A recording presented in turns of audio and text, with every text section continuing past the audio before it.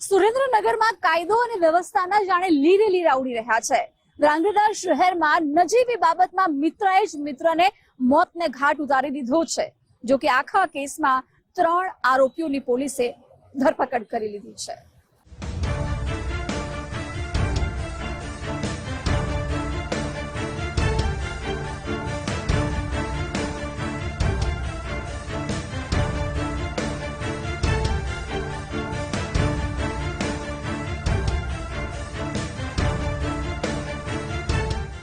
ધ્રાંગધ્રા શહેરના ધોળીધાર હનુમાનજી મંદિરના ઓટલા પર પડેલા લોહીના ડાઘા અને નજીકમાં જ ડીવાયએસપી, પોલીસ ઇન્સ્પેક્ટર અને અન્ય વરિષ્ઠ પોલીસ અધિકારીઓની હાજરીમાં ઝીણવટપૂર્વક ચાલી રહેલો તપાસનો ધમધમાટ।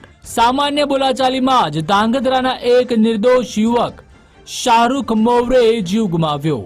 કોઈના ઝઘડાનું સમાધાન કરાવવા એકઠા થયેલા બે પક્ષો ઓચિંતા જ ઉશ્કેરાઈ ગયા। સુરેન્દ્રનગર પંથકમાં ચકચાર મચાવનારા હત્યાના સમગ્ર ઘટનાક્રમ પર નજર કરીએ તો કોઈ યુવતી સાથેના સંબંધોને લઈ બે પક્ષો વચ્ચે પાછલા કેટલાક દિવસોથી વિવાદ ચાલતો હતો। આ વાતનો ઉકેલ લાવવા માટે બંને પક્ષોએ સમાધાન માટે મળવાનું નક્કી કર્યું। અવેશની સાથે આરોપી આરીફ સંઘવાણીએ મોબાઈલમાં વાત કરી। આ દરમિયાન ફોન પર વાતચીતના સમયે અપશબ્દો બોલતા મામલો અચાનક બીચકી ગયો। મૃતક શાહરૂખ અને તેનો ભાઈ અન્ય પક્ષના લોકોને વિવાદનો અંત લાવવા માટે સમજાવવા પહોંચી ગયા, પરંતુ કુદરતે જાણે અલગ જ લખી રાખ્યું હતું। વાતચીત ઉગ્ર થતા ઉશ્કેરાયેલા આરીફ સંઘવાણીએ મૃતક શાહરૂખ મોવાણીને આડેધડ છરીના ઘા માર્યા। શાહરૂખ મોવાણીને 5 થી 6 છરીના ઘા વાગતા તે સ્થળ પર જ ફસડાઈ પડ્યો। લોહી વધારે નીકળી જતા આરોપી હોસ્પિટલ પહોંચે તે પહેલા જ તેનું મોત નીપજ્યું। આ ચકચારી હત્યામાં આરીફ સંઘવાણીની બે બહેનો નઝમા અને મર્જીનાની સંડોવણી પણ સામે આવી। સમાધાન માટે મળ્યા ત્યારે એક મહિલા આરોપી નઝમા પહેલાથી જ છરી લઈને આવી હોવાનું ખુલ્યું, એટલે કે શાહરૂખ મોવરની હત્યાનો પ્લાન પહેલાથી ઘડાયો હોવાનું માનીને પોલીસે આકરી પૂછપરછ હાથ ધરી છે।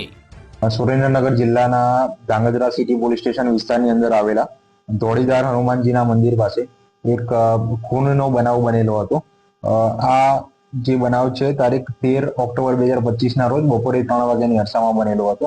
આ ઘટનાની હકીકત એવી છે કે આ કામે જે ગુનાના આરોપી જે છે આરીફભાઈ, તે શાહિદ રાજ મનીષભાઈના ઘરે ગયેલા હતા અને તેમણે કહેલું હતું કે તેનો ભાઈ ઉર્વિશ તે કોઈ છોકરી સાથે પ્રેમ સંબંધ છે અને તેમાં મારું નામ આવે છે।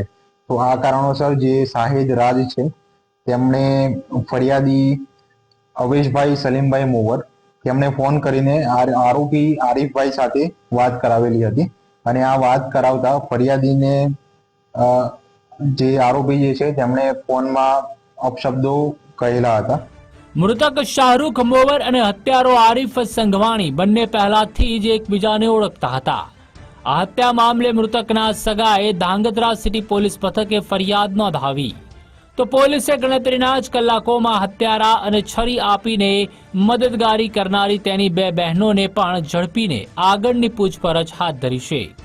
તો આ ફરિયાદી તથા મરણ જનાર બંને ભાઈઓ એ આરોપીને સમજાવી રહ્યા હતા। તે દરમિયાન તેમના બે બહેન નઝમા બહેન અને મર્જીના બહેન આ બંને આવી ગયેલા હતા અને આ કામના જે આરોપી જે છે તેમણે નઝમા બહેન ની હાથમાં જે છરી હતી તે છરી લઈને આરોપીને આપતા છરી વડે મરણ જનારના શરીરે આડેધડ ઘા મારીને ગંભીર ઇજાઓ પહોંચાડેલી હતી અને મૃત્યુ નિપજાવેલું હતું। અને આરોપી જે નઝમાબેન અને મર્જીના બહેન છે તેમણે ફરિયાદી તથા શાહિદ રાજને ડીકાપાટુનો માર મારેલો હતો। આ સમગ્ર ઘટનાને ધ્યાનમાં લઈને ભારતીય ન્યાય સંહિતાની કલમ 103(1), 115(2), 351(2), 351(3) તથા 352 અને ગુજરાત પોલીસ એક્ટની કલમ 135 મુજબ ગુનો દાખલ કરવામાં આવેલો છે તથા આ ત્રણેય આરોપીની ધરપકડ કરીને આગળની કાયદેસરની કાર્યવાહી ચાલુ છે। યુવાન પુત્ર ગુમાવનારા મૃતકના માતા અને પિતાએ તમામ હત્યારાઓને કડકમાં કડક સજા થાય તેવી માંગ કરી છે। કોઈના વિવાદનું સમાધાન કરાવવા પહોંચેલા નિર્દોષ યુવકની હત્યા થતા હવે કાયદો ત્રણેય આરોપીઓને શું સજા આપે છે તે જોવું રહ્યું. વિરેન ડાંગરેચા, ગુજરાત ફર્સ્ટ, સુરેન્દ્રનગર.